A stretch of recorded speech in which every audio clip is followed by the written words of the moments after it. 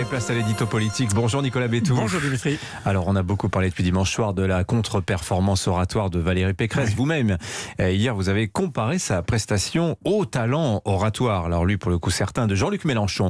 Mais en fait, qu'est-ce qu'il a dit dimanche dans son meeting, Jean-Luc Mélenchon ? Eh bien, c'est une question qui se pose d'autant plus que la dernière intervention médiatique de Jean-Luc Mélenchon m'avait laissé un peu interloqué. C'était sur France 2, 3 jours avant son meeting, dans une émission Élysée 2022, au demeurant excellente. Le patron de la France Insoumise s'était montré dur, cassant avec la plupart des journalistes qui s'étaient succédés en face de lui, jusqu'à l'arrivée du président du MEDEF, Geoffroy Roux de Bézieux, comme il l'appelle en détachant bien les syllabes, façon, j'imagine, de souligner qu'à lui seul, son patrimoine en fait un riche. Là, Jean-Luc Mélenchon avait baissé d'un ton, manifestement satisfait de débattre avec lui et pour une fois respectueux de son adversaire. Bon, à la fin de l'entretien, il avait bien juré de faire les poches au patron, mais c'était dit sur un ton tellement enjoué que ça pouvait relever de la galéjade. Eh bien, dimanche, en meeting, retour au Mélenchon qui, effectivement, fait les poches et ne fait pas rire du tout. Alors par exemple, est-ce que vous faites allusion à une mesure en particulier qui a pu avancer ? Une impression, un climat général. Il faut bien comprendre ce que c'est qu'un meeting lorsque l'orateur est porté par une salle surchauffée. Jean-Luc Mélenchon n'avait pas de texte écrit, juste un canevas de son intervention posé sur une table haute et qu'il consultait de temps en temps.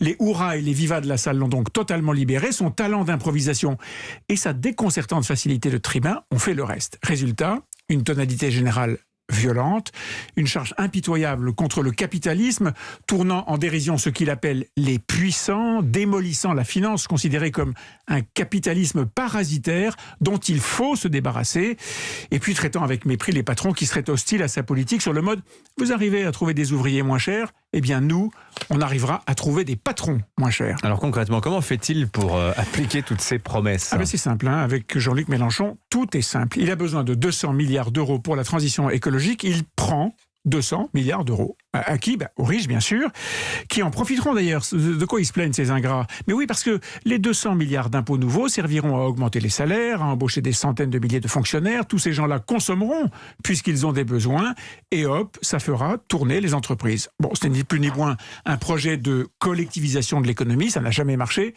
mais ça fait des bons scores à l'applaudimètre. Même schéma simpliste à propos du déficit budgétaire et de la dette, les riches combleront le trou, tous ces capitalistes assistés, comme il les décrit avec ironie, en tournant en ridicule la misère et le dénuement dans lequel il se retrouverait après qu'il aura tout pris, en particulier toutes les successions au-delà de 12 millions. Et ceux qui ne sont pas contents, ils n'ont qu'à partir. Comme vous le voyez, on était à 1000 lieues des échanges courtois avec le patron du MEDEF. Il faudra qu'il explique un jour pourquoi la barre est à 12 millions et pas à 10 ou à 9, bref.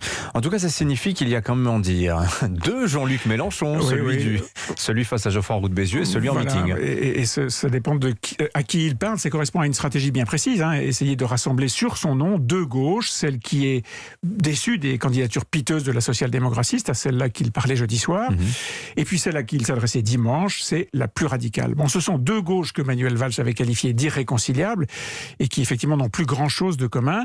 Depuis des années, le leader de la France Insoumise fait partie de la première gauche, la plus radicale. Oui, c'est donc plutôt le Jean-Luc Mélenchon extrême, celui du meeting, qui est le vrai. Merci beaucoup Nicolas Bétou. À la une de votre journal L'Opinion ce matin, présidentielle 2022, la campagne Mercato, allusion aux transferts qui ont lieu en ce moment d'un parti à l'autre, à la défaveur plutôt de LR. Ça paraît extrêmement clair à ce stade. D'ailleurs, on se demande si les choses sont pas en train un peu de se cristalliser. On fera le point sur la campagne tout à l'heure à 8h40 dans Europe 1 2022. À suivre sur